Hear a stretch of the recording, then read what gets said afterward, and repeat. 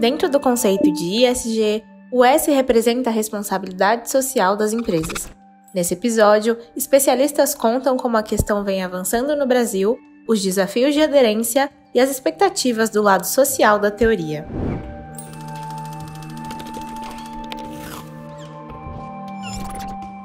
As questões que envolvem a agenda social são as mais importantes e as prioritárias no Brasil hoje, para acelerar a responsabilidade social das empresas e para trazê-las de fato para responder ao mercado, aos investidores, aos acionistas, aos fundos de pensão nacionais e globais, como é que ela está olhando para isso. Talvez seja a dimensão mais importante, eu não queria dizer mais importante como se a gente pudesse deixar secundárias as outras, mas ela é integradora de uma ação absolutamente necessária. O Brasil não sai de onde está, as empresas não terão sustentabilidade, o meio ambiente não será protegido, a gente não vai acabar com o desmatamento da Amazônia, nós não vamos resolver as questões do clima se a gente continuar permanecendo num país onde as desigualdades são tão grandes quanto o Brasil. Está sob o S do ESG as ações afirmativas de diversidade, de inclusão e de equidade.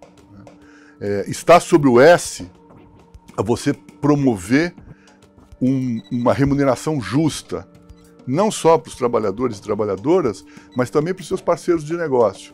Quer dizer, as empresas que sufocam os seus fornecedores, que reduzem a margem, que tentam buscar na relação de negócios com seus fornecedores um ganho que é a mais do que aquele que seria justo e correto, não está fazendo esse processo de redução das desigualdades. Então é importante olhar o S da porta para dentro e da porta para fora, né?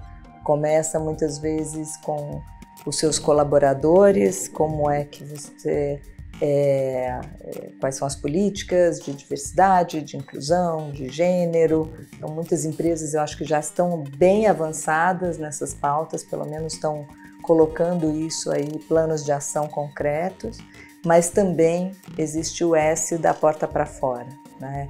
Como é dentro da sociedade e das comunidades onde essas empresas estão inseridas, quais são os temas mais urgentes do ponto de vista social e como as empresas podem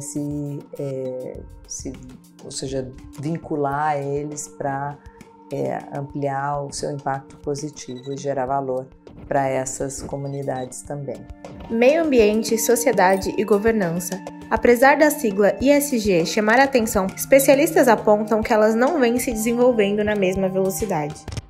A questão ambiental está influenciando muito fortemente o próprio negócio. A percepção de que as questões sociais começam a impactar o próprio negócio são ainda limitadas, né? Se a gente pode dizer que são muitas pela dor, né? A gente tem exemplos de empresas no Brasil que viveram e estão vivendo dilemas e riscos muito grandes do ponto de vista de não terem uma política antirracista, de não ter ações afirmativas de gênero, de equidade de gênero. As três siglas, elas não desenvolveram ferramentas e uma crítica de forma igualitária. Então a gente tem momentos em que as siglas aparecem mais ou menos, né? E, de certa forma, no geral, o S, ele sempre foi negligenciado por conta das diversidades, por conta da ausência de ferramentas, né, e de legislações específicas para que a gente possa defender o social. Então, quando você tem uma legislação ambiental, né, como é o caso, né, dando um exemplo do Brasil, né, a gente tem uma legislação ambiental que, por mais que a gente tenha críticas a ela, ainda é bastante severa, né, se aplicada, né, ela é severa, né? Então, você tem cada vez mais práticas, né, de corrupção, de informações, né, você tem toda uma mídia hoje, né, formal e informal, que é capaz de denunciar questões referentes ao meio ambiente. As questões do social, elas são negligenciadas, porque a gente ainda não tem ferramentas, a gente ainda não, nem públicas e nem empresariais, que deem conta de fazer um debate político profundo sobre as desigualdades sociais no Brasil e no mundo. Então, é muito difícil o monitoramento do social por conta da sua diversidade e a ausência de políticas mais efetivas com relação às sociedades, aos povos, às diferenças e, sobretudo, às desigualdades sociais. Mas a gente precisa, eu friso isso, acelerar esse processo e ser mais efetivo nesse processo de inclusão, de diversidade, de redução das desigualdades. Então, a pauta ambiental é uma pauta que, especialmente a pauta climática, da emergência climática, é uma agenda que tem um impacto global, né? Mas a gente tem que olhar um pouco mais para o nosso território, os nossos desafios, para entender como é que a gente atua nessa pauta social. Porque hoje em dia a gente tem visto uma discussão muito deslocada sobre justiça climática, e eu acho que é importante que ela traga para a gente esse Szinho, esse social. E esse social ele está sendo muito apagado nas atuais agendas de justiça climática. Então, eu quero fazer um alerta, né, da importância de que a gente tem de falar de diversidade, falar da importância do empoderamento feminino, falar das questões raciais e do impacto disso, né?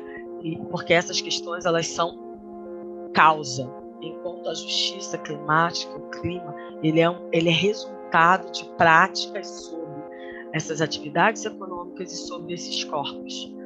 Então é importante que a gente trate as causas, não que a gente tenha que esquecer as consequências disso, porque a gente está vendo quanto elas são danosas, mas a gente trate as causas, porque senão a gente vai estar discutindo aquecimento, a gente vai estar discutindo aumento do nível do mar e despolitizando esse debate. E aí, de novo, a gente vai jogar para o terceiro nível a questão do social.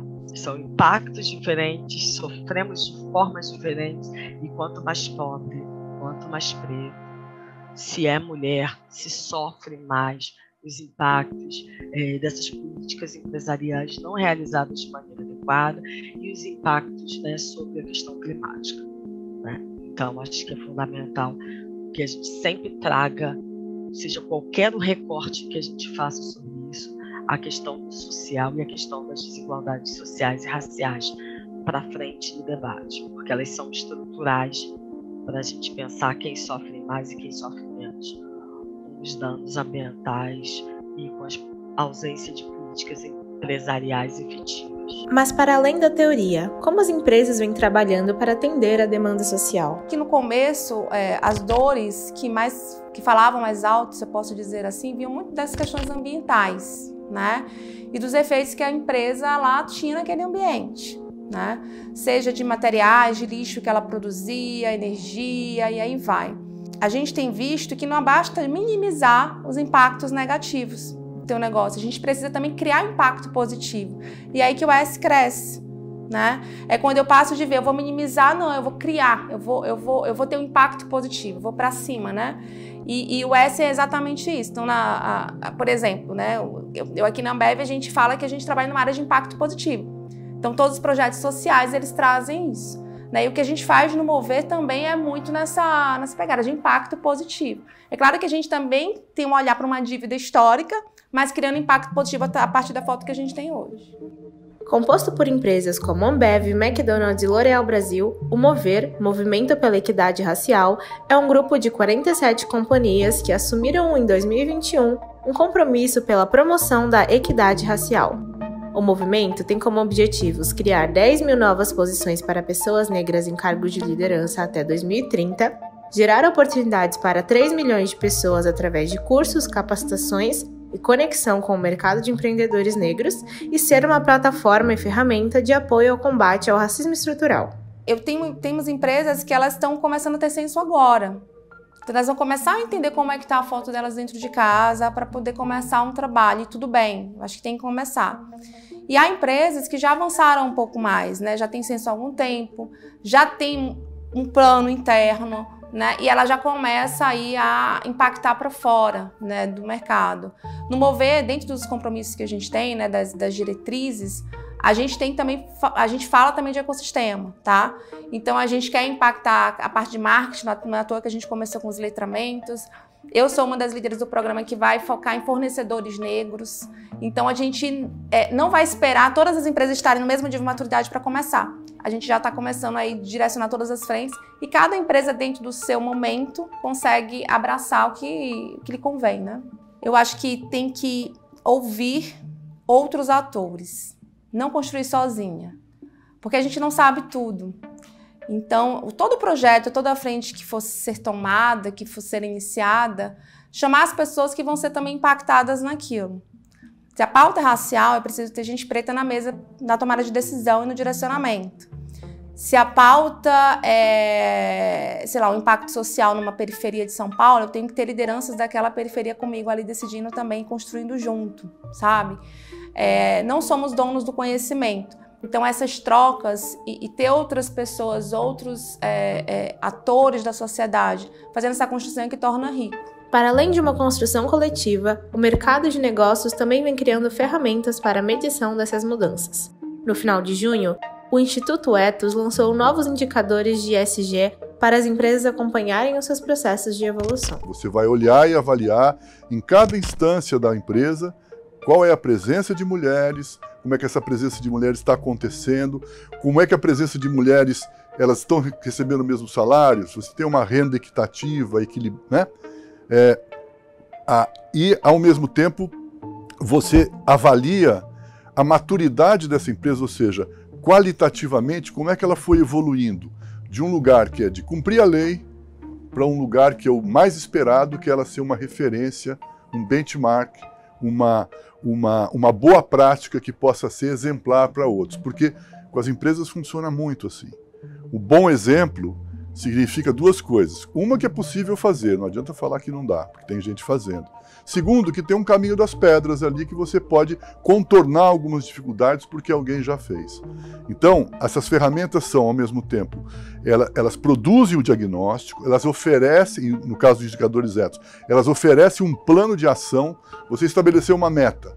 Eu quero reduzir a diferença entre homens e mulheres no nível de gestão, de gerência, em 20% em um ano. A ferramenta te produz um plano de ação para você chegar lá a partir dos dados que você tem do seu diagnóstico atual, do seu T0. Eu estou nesse lugar, quero chegar aqui com 20% melhor de equidade e diversidade, e ela te ajuda a planejar isso. Então, hoje as empresas têm ferramentas muito acessíveis, ferramentas que são bastante eficientes, basta ter vontade política, decisão de governança, aí o G é fundamental, né? Fazer funcionar o conselho de administração da empresa, os acionistas, a alta gestão da empresa, tomar decisões para poder implantar um programa que possa responder a esses desafios ESG.